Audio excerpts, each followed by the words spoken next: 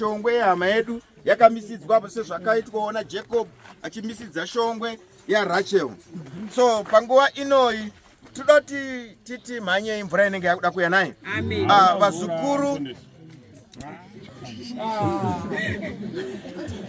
Vazukuru sezvatangoita pane rasekuru Jimu timboita saizvozvo Mwari wekudenga vatitire zvakanaka naye.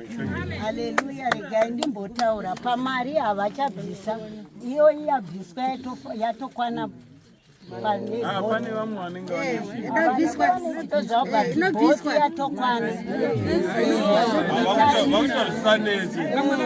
aiwa pamari yatokwana. Alright. Pamusoro regai tipfuurire mberi. Ndapa go ahead kuvazukuru handiti ndichakumbira zvakare mumwe muzukuru mumwe chete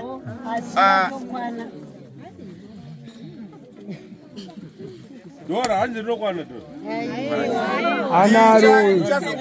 Anaro. Chivane mari. Zvine zvazvaitwa izvozvo pabviswa mari yakawanda. Winda Dora irombane. Alright, ndichazokumbira muzukuru mumwe chete otiverengera zvakanyorwa pashongwe yamisidzirwa mukoma John Jimu. Indine mari yangu. Aiwa maita basa baba, maita basa. Aiwa. Kandaipa panotora. Muchazotipa. Aiwa munozotipa muchazotipiwa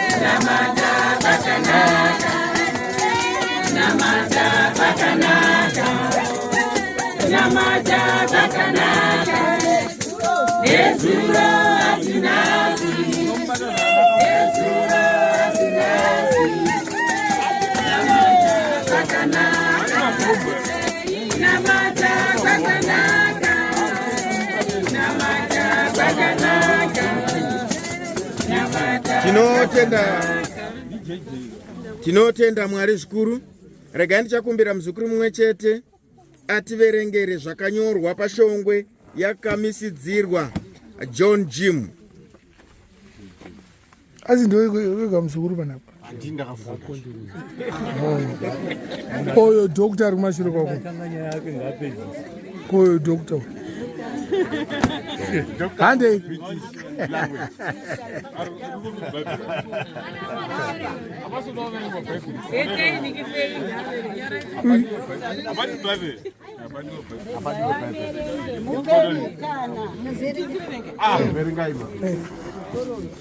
In loving memory of John Jim. Machizwa chirungu chachi. In loving memory of John Jim.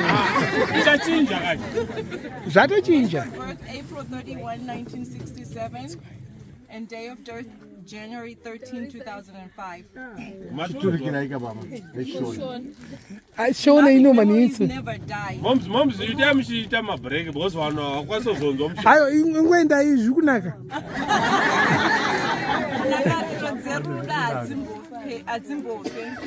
As years roll on and days pass by, makore achipfuura, mazuva achienda. In our hearts, a memory is kept of one we loved and will never forget. Mumoyo medu nzangariro dzakachengetwa dzeuyo wataida watisingafe takakanganwa. Continue to rest in peace. Thank you. Rambai muchizorora murugare. I think this Apa panodaka enko. Imbaita ka enko kechirungu chete. Tinotenda Mwari zvikuru. Ayo tangonzwa chirungu chete. Dzokore nesimba. Tangisa. Dzokore nesimba. Because tangisa. We love her accent. All right. Tinotenda Mwari. Imbomira timbozwa dzokore. Imbomira vari metimbofambisa program mvura iruda kunaya. All right. Mumbotipawo mukana tiite kuti zvinhu zvifambe. Tinotenda Mwari zvikuru nekuda kweshongwe yakamisidzirwa John Jim. Tanzwa kuti imhuri ichiri kurangarira nai nevazukuru vachaziva kuti sekuru vedu vakamisidzirwa shongwe apa pavakaradzikwa ndeapa.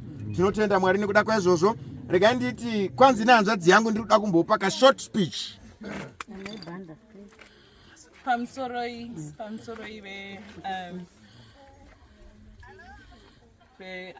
vafundisi vari pano pamusoro vemudunhu rino. Moms ndozo zvinonesa Taura language yamunoda. Ayo ka language kai. Taura ni chirungu. Bosi tsuda kuzvinzwa. Abo. Taura. Quiet.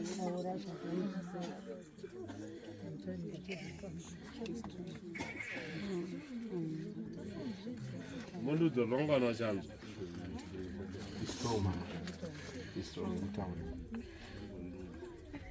Sekuru vangu John Jim.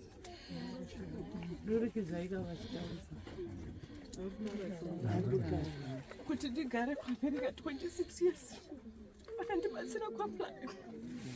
Visa rangu.